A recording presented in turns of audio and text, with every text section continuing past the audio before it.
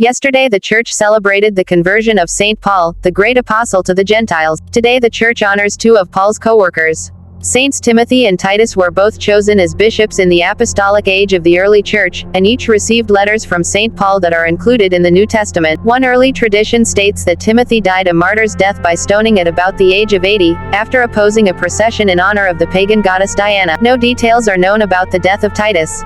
Timothy was born in either Lystra or Derbe, modern-day Turkey.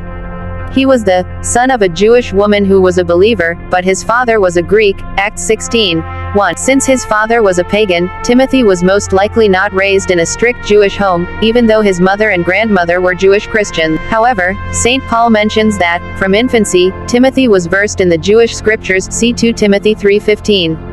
St. Paul also suggests that Timothy was a bit timid in his personality, see 1 Corinthians 16:10. Timothy began his conversion to the Christian faith after Paul and Barnabas visited his hometown of Lystra during their first missionary journey.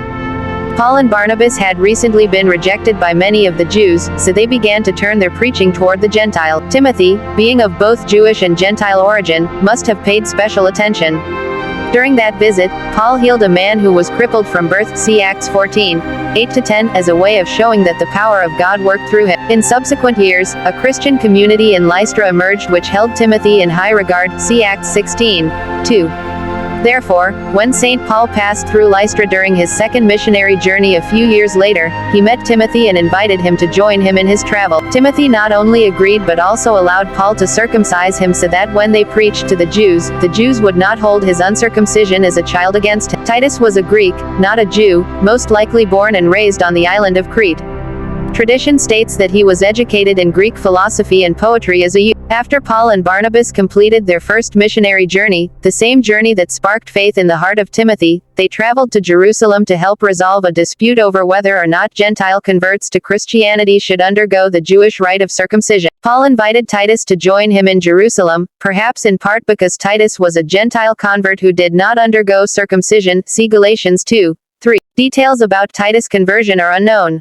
What is known is that he became a close companion of Paul during those early years of the church.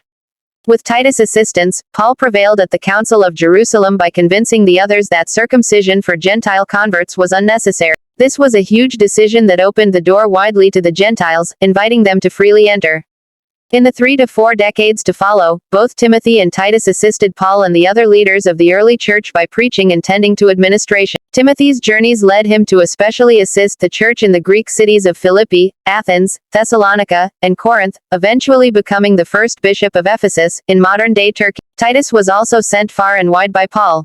After Paul had difficulties with the new members of the church in Corinth, he sent Titus to them to restore the peace, see 2 Corinthians 7:6-13. Titus was also sent to assist in Jerusalem, eventually becoming the first bishop of Crete, see Titus 1:5-9, and later assisting in Dalmatia, in modern-day Croatia. St. Paul was arguably the greatest evangelist in the history of the church, but he could not have accomplished all that he did on his own. Trusted co-workers like Saints Timothy and Titus were essential to the mission. As we honor their lives, consider the ways that God wants you to act as a co-worker in the vineyard of this world.